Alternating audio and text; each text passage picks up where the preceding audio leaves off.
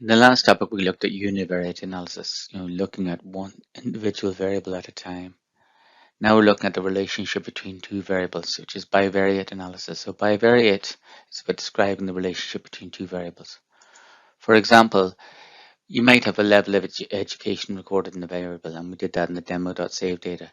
So you might have leaving cert, college degree, postgraduate, and that's a qualitative variable. You may also have a employment status, full-time, part-time, unemployed. So you want to see what's the relationship between the two qualitative variables.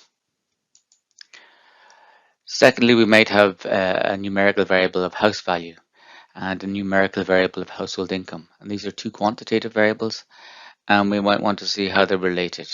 Do people with higher household incomes have higher house values, etc.? And then we may also have a numerical variable or quantitative variable like individual salary and a qualitative variable like gender. And we might want to say, is there a relationship between gender and salary? So one of the main ways in which we have to deal with bivariate data is where we have two quantitative variables. And here we can use scatter diagrams and we can investigate the correlation between the values. So let's take a look at an example.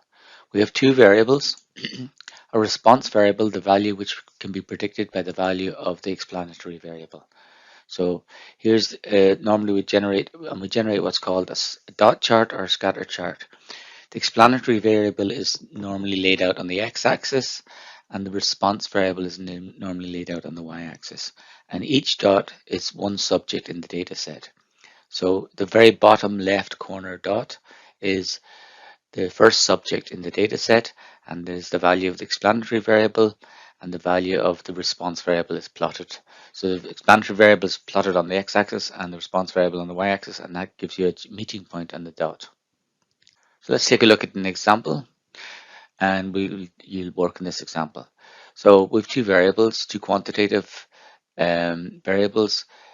X values are salary and Y and the other variable is car. And we want to examine, is there a relationship between salary and car value?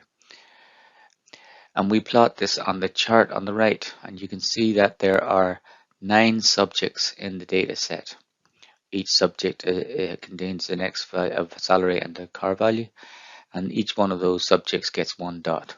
So let's just take a look at the first one and how it's plotted. First thing we have to do is we have to get our axis correct relative to the data. So normally what we do is we want to build our chart based around the X values. So we would normally sort the table on X value, and that would give us the lowest salary value and then the highest salary value. So the highest salary value here is 217,000. So we know that the chart goes to 200. We put a chart up to 250 to encompass all the data. And the lowest value is 35,000. Start at 0. So 0 to 250,000 is the scale of the X values. When we look at the Y values, we can see that the highest value is around 107,000. So in that case, we'll put the Y-axis from 0 to 120, so we can encompass all the data. And then we plot each individual item. So we'll take a look at an example here. Here's the lowest, starting with the lowest salary. The lowest salary here is 35,000, right? So 35,000 on the x-axis is around here. You can see that point, about 2/3 the way to the 50. And for that X value of salary, we have a car value of 20,000. So that's here. So when you join this line to this line, you get this point, and that's the first point on the chart. And you repeat that for each subject, and that gives us a graphical representation of the relationship. And I think you can see the way the line of the dots goes, that there's already an indicative relationship between the two variables. So here we see the completed chart, and it's clear that there's some sort of relationship that higher car values are associated with higher salaries. But what we want to do is make that more precise, so we can draw a line through the dots, and this is what's called our scatter chart. So what we normally do is we make sure what we want to do with this chart. It's perfectly valid when you're doing descriptive statistics to do this by eye, not to use any computations, just to make a guess. Because what we're looking at is we're exploring the data at this stage. We're not making any predictions. So the important thing is that First of all, your line your estimated relationship line, it's going to be, in this case, a straight line. We're just doing simple straight line correlations. So it should be anchored on the y-axis. So you anchor it on the y-axis, and then you try to place the line through the dots so it either hits or is as close to many dots as possible, somewhere in the middle of the cloud of dots. And that's our estimation of the relationship between the variable, and that makes it stand out a little bit more. We can then compute an exact line. So there are different types of relationships when we're explaining relationships between variables.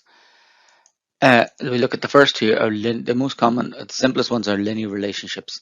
And you can see on the left there, the linear positive relationship is what we just identified, as the higher levels of the explanatory variable are associated with higher levels of the response variable. A different type of linear relationship is negative linear relationship, where higher levels of the explanatory variable are associated with lower levels of the response variable. We can also have nonlinear relationships of various different types. So there's two examples. In example C, you have one inflection point in the middle of the data, and in example D, you have two inflection points. And we're not looking at the computation of nonlinear relationships. And then lastly, you can see here that there's an example where there's no relationship between the variables. Now, this does not mean we know nothing. It's an actual finding. So we can say that here that higher levels, no matter what the level of the explanatory variable, the response variable stays the same. So there's no relationship. A final type of scatter chart you can get is not. This one represents roughly a flat line. The final type you can also get is a cloud where there's dots all over the place and there's no line that's discernible. And in that case, we just don't know anything from the scatter chart. As we've done previously, we want to, in parallel with our graphical representations, calculate a number or computation or score which tells us how correct our estimate from the chart is.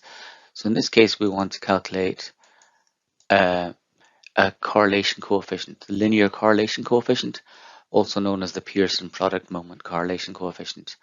And this is called the R score, and R is a number between 0 and 1, where 1 means they're perfectly correlated, like every single dot will be on the line, and 0 means they're not correlated at all, which means you just have a cloud of data.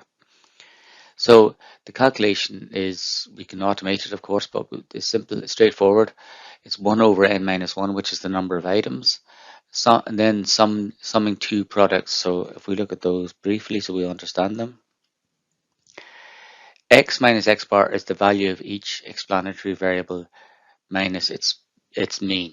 So that means how far is each item on the x-axis away from the center of the x data, divided by the standard deviation.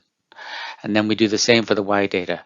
How far apart from the center of each y, from the center of the y data is each y data item divided by the standard deviation of the y data. The point we're trying to make there is simple enough.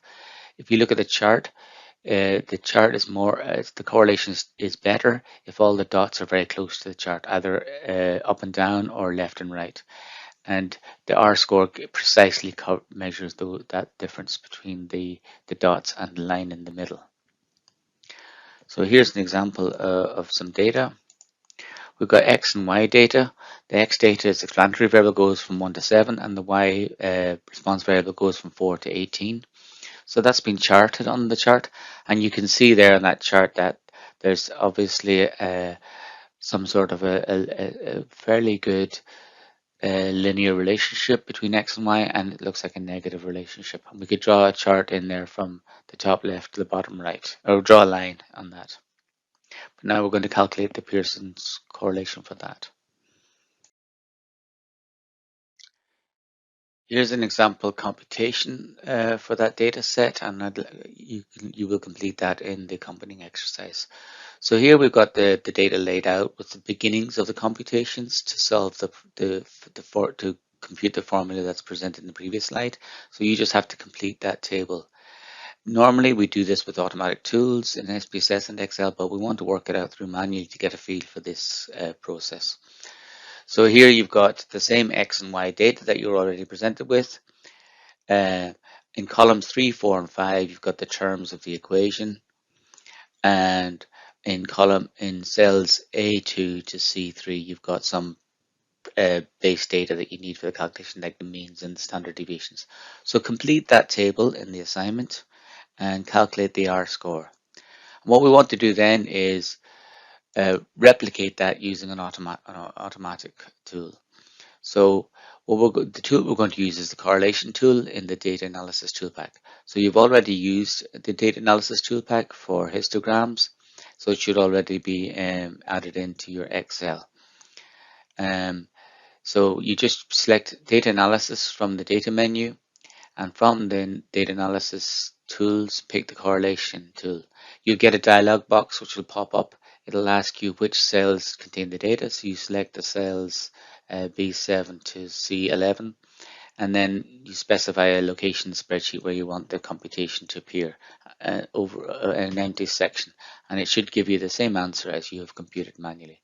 So try that out in the exercise.